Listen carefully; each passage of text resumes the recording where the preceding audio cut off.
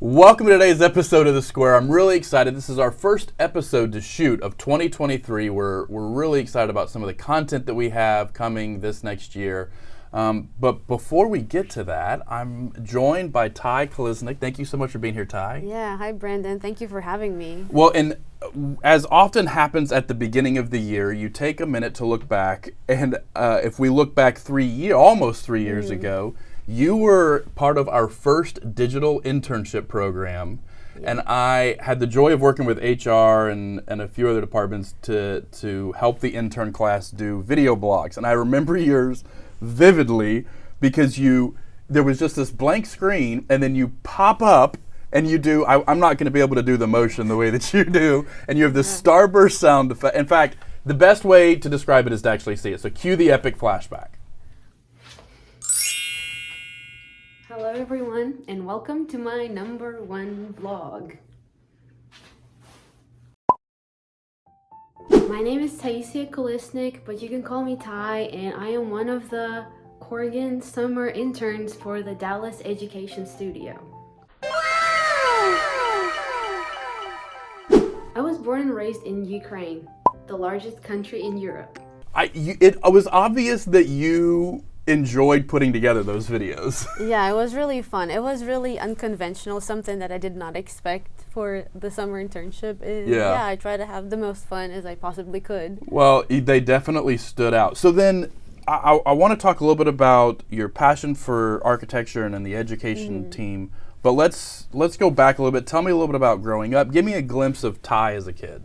Well, I am originally from Ukraine, was born and raised there, and moved to the U.S. at about 18, 19 years old.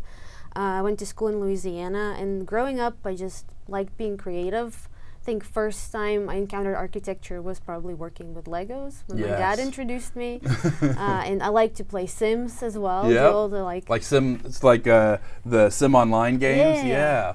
Something like that. Just, I enjoyed modeling houses. I did not care about the personalities, the people. I just was there for, designing. Yeah. And that kind of made me comfortable to go in architecture. My aunt suggested doing it as a major, and I was like, okay, let's try for one semester, and it was really a perfect fit for me. That's awesome. Yeah. Now, was there? You said you had, you did Legos and whatnot. Was there something where it just clicked that you were like, oh, I can see how these things come together to create something bigger than its parts? Yeah, I love that it's a tangible thing and that it's as creative as it makes sense logically.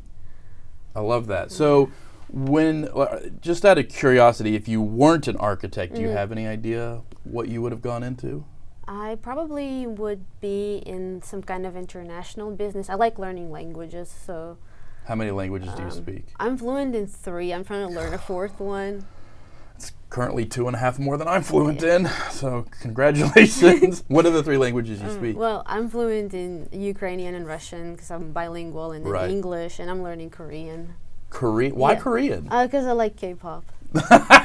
That's awesome. Well, music is a part of your life too. I didn't know this until we started doing the research for this episode, but you play musical instruments. Yeah, I do. What do you play? My main instrument is bass guitar, but I started off with the guitar, and I know like a couple of songs on the piano. So how did music come about? I, just like with architecture, I wanted to be a part of something bigger, hang out with cool kids. So I picked up a guitar, to make friends and be involved with musicians. So that's how I learned. Okay, so who are some of the artists that are kind of like, the ones that you really admire? The ones that I really admire. Aside from K-pop. I don't see a lot of guitar in K-pop, but maybe. Yeah, their musical engineering is great for sure, but I really like, Paramore, Panic at the Disco growing up. There's a local band, Polyphia, out of Dallas. They're pretty big now. They're really great technical musicians, very inspiring. Awesome. So what went into the decision to leave the Ukraine and come to the United States? Well, that was back in 2015, and I was going in university in Ukraine actually for a couple of years, and then my aunt who lives here in Ukraine, she just offered to transfer schools. She sees me as a daughter figure because she doesn't have kids of her own, and I thought like that sounds like a great opportunity that I would really love to pursue, and I could pick a different major. That's why I picked architecture, and pursue my dreams and be creative and see it as a really awesome opportunity to change my life. Yeah. You mentioned when we were talking about the possibility for kind of architecture that represents the cultural identity of the Ukraine versus just being handed down from the past. What do you think is the elements of that cultural identity? I think one of the great things that is special about Ukrainians is that they have that collective mind, but they are not, acting just as a flock of people that can be manipulated. So each personality, I know everybody works really hard, and especially the younger generations, they're really a lot of smart people, a lot of rising professionals among my friends, and I see people that I graduated with in high school. They're starting businesses, they're pursuing just great jobs, doctors, lawyers, engineers, and it's being able to see yourself as a collective organism, but also hold on to your personal values. So still having that community, right? But it's a community made up of individuals. Yeah, you're not being you're not distancing yourself from everybody else. I'm just gonna do my own thing. You do your own thing, but you do that holistically within the same nation. Well, obviously there's been a lot going on in the Ukraine lately. Is there any hope of being able to design a school or contribute in that way? Yeah, I thought about it a lot, and actually my mom, she suggested what if ever in the future you have an opportunity to help out to rebuild the country, or contribute somehow. And I thought that although it's a tragedy and a lot of cities are destroyed, but it gives the nation to kind of build a new cultural identity and express themselves through architecture, because a lot of current buildings, they're grandfathered from USSR, so it's a different style, it has different values, and whenever the war is over, there's a place for a new page for that. Kind of really, although tragic, a wiping of a new slate. It's something to look forward to. Has there been someone that you looked up to growing up, or someone that's inspired you? A person from my personal life, except for my parents. I had a friend at my church who was a youth pastor, and he did a lot for the city. So he still does. He's a really active guy, and he's a musician. So it was great to see that mentorship, seeing him starting a family and living out his life, as serving others. So that was very great to see that there are still people who care so much about changing the world, and they start with themselves. Yeah. So part of growing up was your mom was a teacher, is that right? And she actually had you as a student? Yeah, she did, for 1 or 2 years. What was that like, having your mom as your teacher? It was interesting. I called her mom a couple of times in class when she tried to ask me a question. She didn't catch you any breaks on homework, did she? No, she was really strict with me. So did that have an influence, because you're on the education team, right? Of all the various kind of opportunities and flavors of architecture, why education? Well, I made connection with Education Studio specifically, and that sphere was really interesting because of my mom, because I saw her go to work and prepare, and I would even hang out at her classroom all the time. She teaches math and physics, so she had a lab space, and I would see the ins and outs of the profession, and that just really made me comfortable. It's I'm really feeling purposeful doing this. Part of designing and being in the creative profession is those moments of great inspiration, and then those moments of the blank page and just these dry spells. How do you stay fulfilled and creatively engaged? I get inspired by art. Just sometimes it's going to museums, getting refreshed, and I try to read those books on theoretical architecture, because working in the field is different. It's more pragmatic, and you gotta follow the project flow. there's a client. Yeah, and reading those books on architecture, looking at images, the philosophers, it keeps me kind of refreshed. And engaged. Yeah. That's awesome. What are some of the projects you're working on now that you're excited about? Right now I am on a couple of projects. One of them is an elementary school in the Argyle ISD locally, and another project is actually in North Carolina. So Oh, really? we're working out of Atlanta office, and there's somebody in LA who's helping us, and it's really working from coast to coast. So it's fully online. I mean, we have a couple of people in Dallas helping out, but it's really interesting to, see the synergy from different teams. And it's a project even with the data centers sector. Really? Yeah. So data centers has piece of the Yeah, school. yeah. They have a data center because it's a dream center. It's an innovation center for Very cool. a university out of North Carolina. So when you're doing projects like that, are there times where you're like, oh, you know what, my mom would have really loved to have been able to use this piece of it, or your mom comes up in your design? Yeah, I do. Whenever we go on sites and see the finished product, I send her pictures all the time. Oh, I'm really? like, Mom, look at these schools. This is amazing. She's like, wow, like this is incredible. Like she would love to teach in any of those, and it's really great to see how far we've come from like schools that were built in the, 70s, 50s. Yeah, I know you're still early in your career, but have there been any rejections or setbacks that kind of stand out as being something that helped shape your career? Yeah, once I think my senior year of undergrad was really, really tough, and I think I was like going through a breakup or something. And I would work all night on a drawing of a section, and I print it, I pin it up. Professor comes up, he looks at it, he's like, "This is giving me a headache," and walks away. And I was like, and I was trying to be really intricate and complex in my design, try to make it sophisticated. And Right. he just like, I don't know how you're going to structure it. But that was sad. I'm pretty sure I cried after that. But regardless of that, like, people can have different opinions. Like, Sure. you cannot please everybody. And I thought that, like, well, I can try. I'm still going to, stick to what I want to design, but I'm gonna, take it with a grain of salt and still try to do better. Maybe he was right. Maybe it was too complex. Maybe it didn't make sense. But that kind of didn't stop me from growing. And you were able to work in that feedback. Yeah. That's Yeah, awesome. then we're friends now. Okay, good. Friends on Facebook. So tell me a little bit about what excites you about the future of architecture.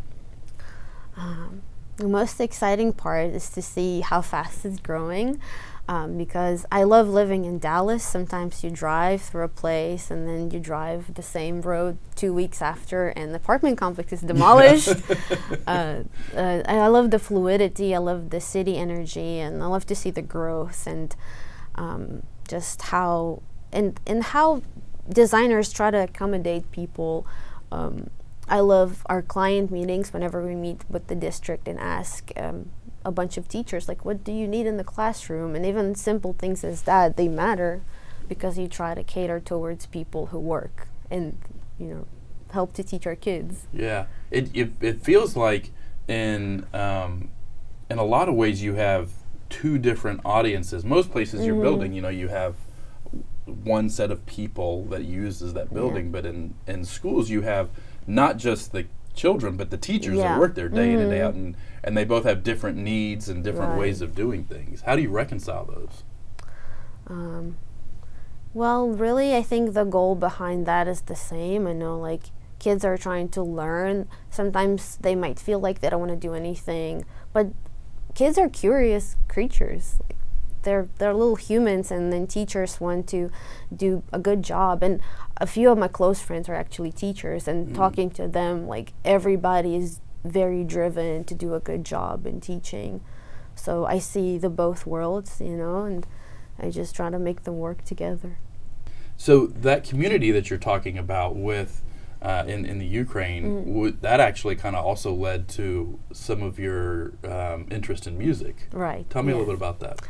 Yes, so the biggest push of me pursuing music as a hobby was just hanging out with my friend in middle school. We were in the park and there was a live band playing, and I thought they were so cool. Like, wow, they're like adults, you know, playing instruments. Like, I want to do that too.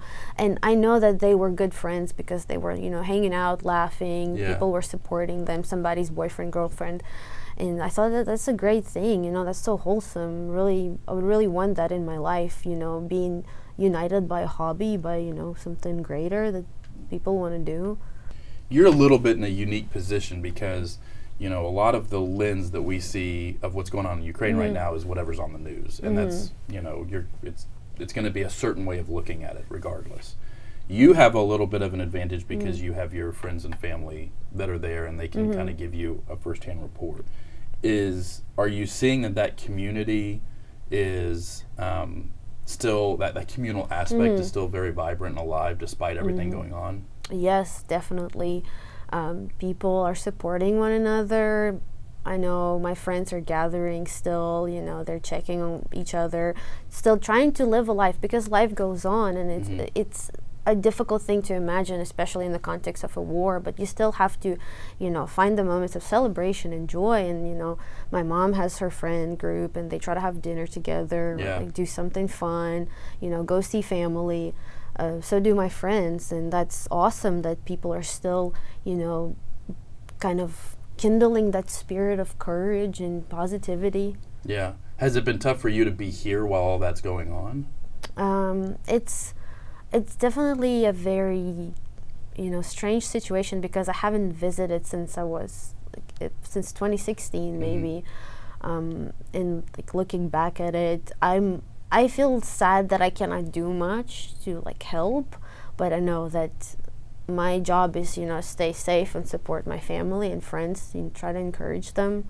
Yeah, I remember coming around the corner because we sit relatively close to each other, coming around the corner, and I didn't even know that you were from the Ukraine. I had forgotten that from your intern videos, and I saw all these blue and yellow flags on the cubicles as we came around.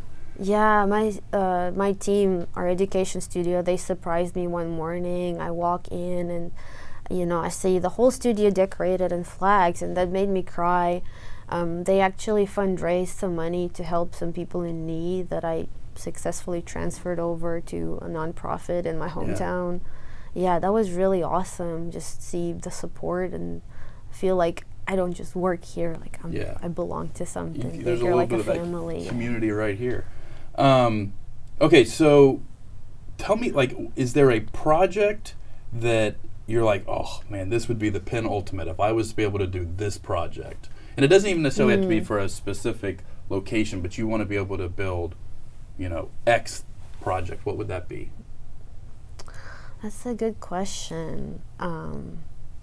If we're still dreaming within education, which I love working on schools, that would probably, I wanted to go something like collegiate because I like that age of higher ed. Yeah, I volunteered at an architecture camp with like high school students, and I had the most fun talking to them because they're Gen Z, and I'm right on the verge between millennial and Gen Z, and I love how smart they are. They're so curious, but they have really strong opinions. So something like that, maybe something similar to an innovation center or like higher ed, where they can pursue different careers, maybe even a community college. At that point, are you really creating, you're looking to create a foundation for them to be able to expand upon? Yeah.